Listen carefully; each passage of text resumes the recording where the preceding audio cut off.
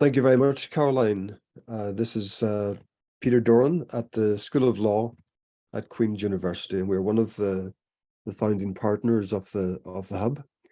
The Hub is one thing, and our first project, our first focus will be to convene a community of practice for artists and creatives.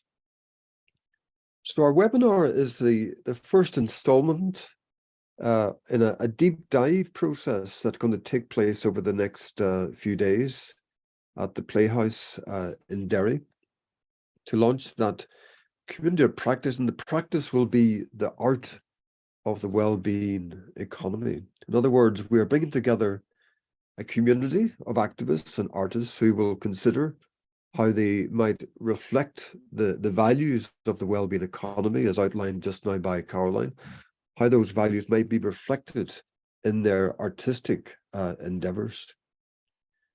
We all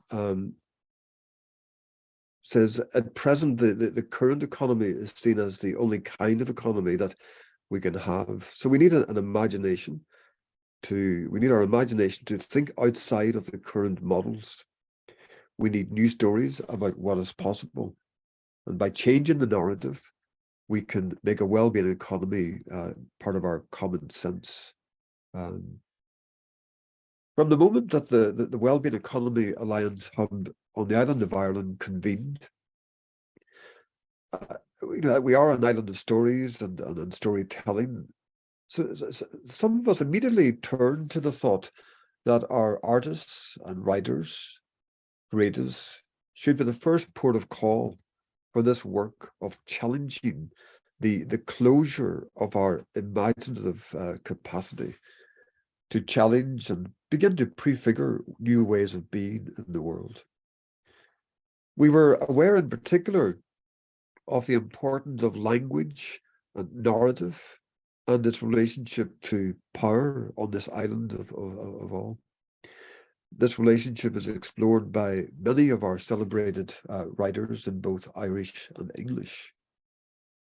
And the relationship between power and language, of course, is part of our history of colonialism on the island. For us, the well-being policy conversation must become an invitation to think and be otherwise, to bring something new into the world. And it's for this reason that well-being and transition discourses share something profoundly in common with the work of art and cultural creativity. So the community of practice will provide a home and a platform to support new collaborative work, bringing visibility and transparency to the ways in which the dominant narrative or social imaginary works to colonize or close down our subjectivity, our imagination, our attention, and our time, and bring new imagination, new visibility and excitement to the emerging worlds of alternative approaches to provisioning, sharing, commenting, and flourishing together. These are the new social imaginaries rising in every corner of the world. So I'm delighted to begin this evening with a welcome for our keynote speaker. Professor Tim Jackson is the director of the Center for Understanding Sustainable Prosperity. He's the author of Prosperity Without Growth, Material Concerns, and his latest book is Post-Growth, Life After Capitalism. And he's worked closely with the UN and the European Commission, as well as with the UK government. And today, Tim is with us in an additional capacity as an award-winning playwright with numerous radio writing credits for the BBC, including love stories, biographies, and thrillers. In his radio work, Tim has used his writing to bring complex scientific ideas to a wider audience, exploring altruism and the conflict between environment and development, for example.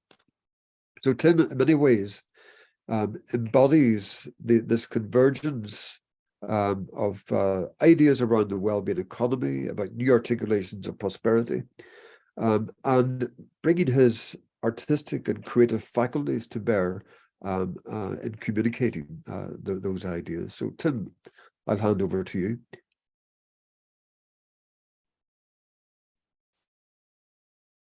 Thank you, Peter.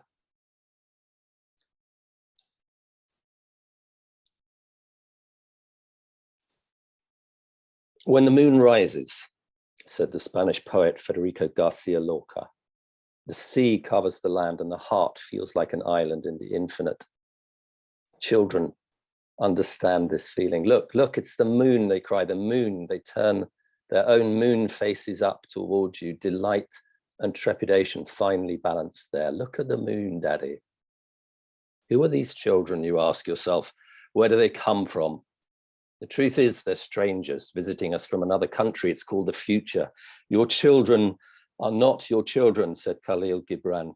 You may house their bodies, but not their souls, for their souls dwell in the house of tomorrow, which you cannot visit, not even in your dreams. A few years ago, I was installing some insulation in our home on a Sunday afternoon, and my daughter, who was young at the time, was helping me.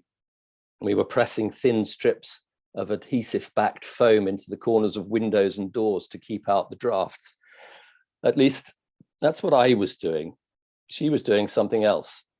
Will this really keep out the giraffes, she said. You can hear the 5-year-old mind at work. How did they get into our garden? Can this tiny strip of plastic really keep them out? Because everyone knows how tall and thin they are. They can probably squeeze through the tiniest cracks. And what will happen if they do? Will they tangle us up in gangly limbs at breakfast time? What kind of cereals do giraffes eat anyway? And will I meet them on my way to school?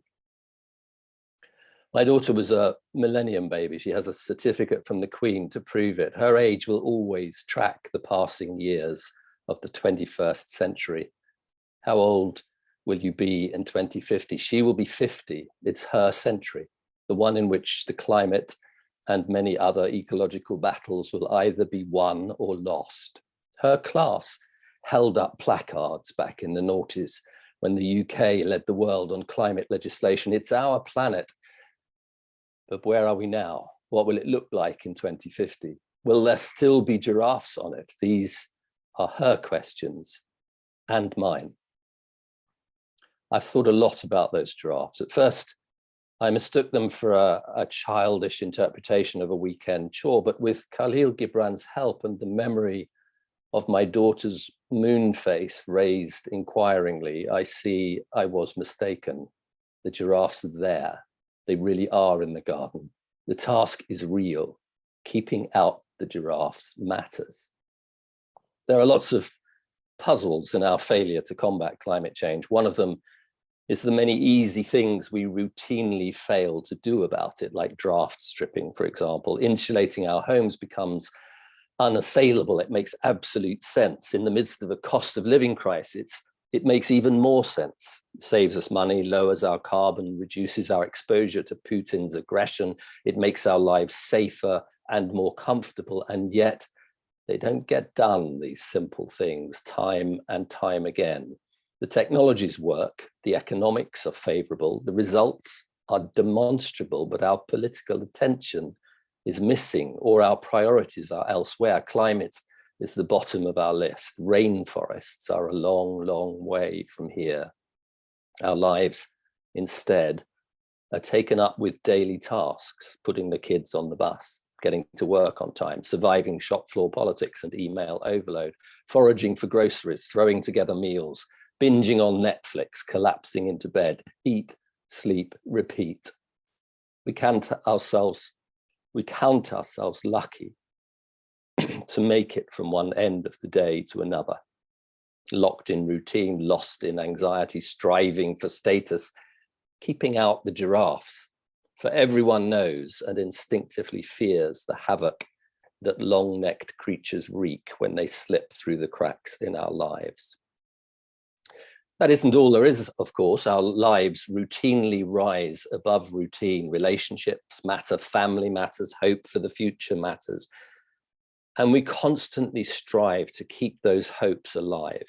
The daily grind is lifted from obscurity by the color of our dreams. Our aspirations soar on rainbow wings. We continually crave a better life for ourselves and our children. Occasionally, we escape into moments of unadulterated pleasure, and from the loose fabric of fantasy and the radiant colors of desire, we create and maintain a sense of meaning and purpose in our lives. What is the objective of the consumer? Asked the anthropologist Mary Douglas in an essay on poverty written over 30 years ago. It is to help create the social world, she said, and find a credible place in it. This deeply humanizing vision of consumer lives is also a forgiving one. We would like to condemn materialism as greed and damn consumerism to hell. But in the same token, we are locked into its social logic by our own symbolic attachment to stuff. Matter matters to us, and not just in functional ways. Beyond the immediacy of material sustenance, food, clothing, shelter, consumer goods provide a kind of language through which we communicate. We tell each other stories through material things, and with those stories, we create the narratives that sustain our lives. This task, and I'm coming to the point now, is a fundamentally artistic one. Technology is important to its functionality. Science furnishes the understanding. Artifacts offer a language. Goods and services provide what Amartya Sen called our capabilities for flourishing. But the task itself is an act of creation, a creative gesture. It calls on our imagination, our hopes, our vision. It engages our values, our identity, our sense of shared humanity. Society hangs on the gossamer thread of collective dreams. It always has done. Living is an artistic endeavor. That's my point. Art doesn't portray life. Life doesn't imitate art. Life and art play endless swing ball in each other's backyard. The uniquely human adaptation of artistic expression is as strong a force in our shared history as were the steam engine, the semiconductor, and the internet. Infinitely more so. The stories we told, the visions we saw, the dreams we shared, these were the building blocks of civilization, the harbingers of progress, the bringers of hope. In making this claim, I'm not attempting to privilege artists. Art and celebrity are crudely intertwined in the modern mind, but celebrity isn't the essence of art, just its expression in a confused culture, adrift from its moorings in shared meaning. Nor am I trying to suggest that art can rise above our culpability for ecological change. That would be ridiculous. The hands of the artists are stained with the blood of empire. The lifestyle of a successful pop star can beggar the carbon footprint of a sub-Saharan nation. Art miscatalogued too many abuses and stood silent through too many atrocities. But it also suffered those atrocities. It bore witness to the cruelty that people inflict on one another. It gave voice to the oppressed, spoke up for the dispossessed. It understood our joy and commiserated in our sorrow, whispered to us in our own language. The heart has reasons. Reason does not know at all, said the French philosopher Pascal. Art speaks to and from the heart. In its purest form, the artistic endeavor is a form of creation, one that we're all engaged in. I think I probably came to this realization early on in my life. The written word for me was an escape from the voluble relatives whose conversation I could barely puncture with my half-formed hopes and dreams. Writing plays was a way to tame that volubility and make a kind of sense of it. Telling stories was a way of living life to the full, connecting with the experiences of others, journeying along the road less traveled. But almost as soon as I'd set out on it, I was called away from the task by a calamity that drew me out of my daydreams and into the immediacy of the world. The meltdown of reactor number 4 in Chernobyl in April 1986 was a wake-up call to the aspiring playwright hoping for fame. My parents had dragged me to CND rallies to protest against nuclear weapons, but the dangers of civil nuclear power brought home to me the Leviathan power of runaway technology. The next day, I walked into the offices of Greenpeace in London and asked them to find me something to do. They set me working on the economics of renewable energy, and overnight, I became an accidental economist. And since that moment, I've looked up from that task barely long enough to write a few more radio plays and to insulate a few kitchen doors, of course. That journey took me not to London's West End, but briefly at least to Westminster's inner sanctum when I was appointed as Economics Commissioner on the government's Sustainable Development Commission, where I wrote a book that effectively put paid to my playwriting career. For now, I'm not going to say for good. But the last decade or so has been an extraordinary roller coaster through one of the most painful conundrums of our time, what I call the dilemma of growth, a kind of can't live with it, can't live without it struggle to imagine a different kind of economics informed by a different vision of progress. Prosperity without growth was not a work of art. I like to think it's reasonably well written, of course, but its intended audience was policymakers. In fact, in its original form, it was a report to the British Prime Minister at the time, the first ever such report to a standing premier that dared to question the shibboleth of growth. And I think my working assumption was that if I made it as accessible as possible and as logically coherent as I could, the force of its arguments would carry the day. The policy proposals would be adopted and things would change. Call me naive. In retrospect, I was. I got a glimpse of that when the day before the report was launched, I received a phone call telling me that number 10 had gone ballistic. This, it seems, was not the way to win friends and influence people. But in the intervening years, I've been surprised and humbled by the number of people prosperity without growth did reach, way beyond the intended audience.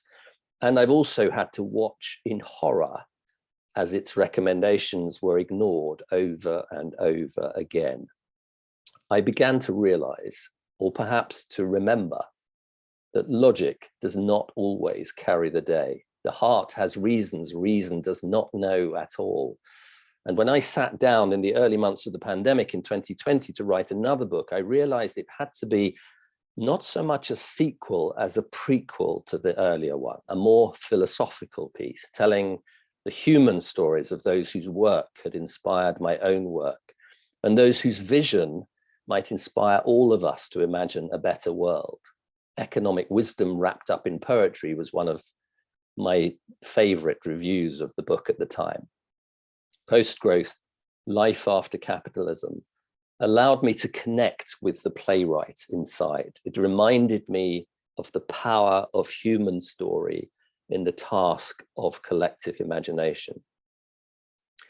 It's too early to say whether post-growth will be more successful than prosperity without growth in changing the political agenda. But it's clear that any attempt to change our world must recognize a fundamental truth. It must speak a language people understand. Science can sketch the nature of the problem. Technology can facilitate the solutions. Economics can point out the costs and the benefits. Art engages the soul. It speaks to the moonstruck child in us. It whispers to the giraffes. Art looks like the perfect addition to our instruments of change. And yet I want to resist the call to think of art this way. Perhaps art can succeed where policy fails. Perhaps we can sketch and compose and sculpt our way towards a well-being economy. Perhaps celebrity artists can lead us by example towards sustainability.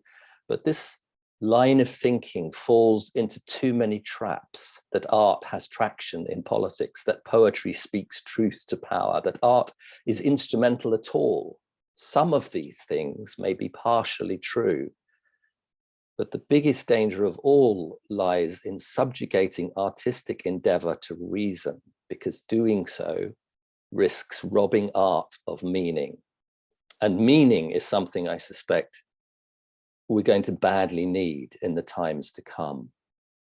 Instead, I want to propose that we keep art free to play a far more vital role in the emotional fabric of our lives. 3 roles, in fact: vision, resolution, consolation.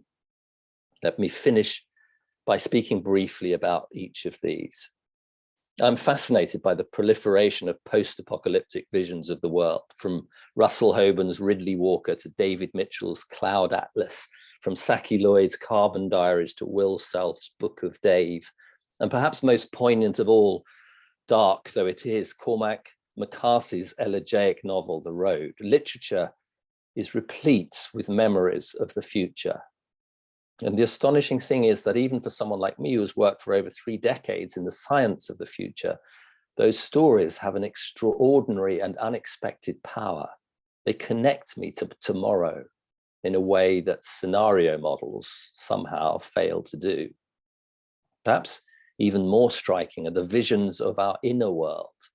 I think, for instance, of Rembrandt's allegories, Chopin's nocturnes, Rodin's sculpture.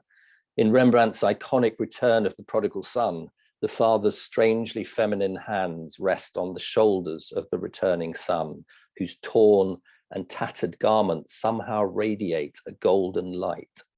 In an amazing early pencil sketch of the roadside scene in the parable of the Good Samaritan, he offers an extraordinarily intimate portrait of the altruist within us all. Beneath the noise of human strife, Rembrandt reminds us, lies a fragile interior space worth knowing about, worth protecting.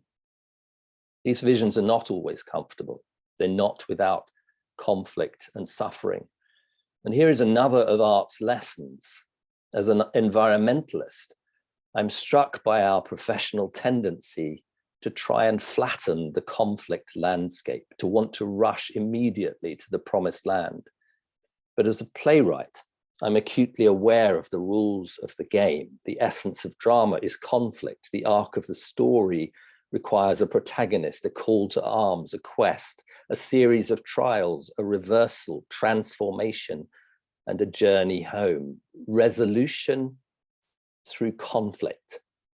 Art pays homage to the nature of the journey, its sense of struggle, the power and partiality of resolution, not as an instant, comfortable future, but as a goal hard-earned, easily lost, and almost always temporary.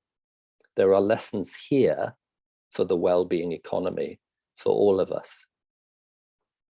When the moon rises, said Lorca, the bells hang silent and pathways appear impenetrable.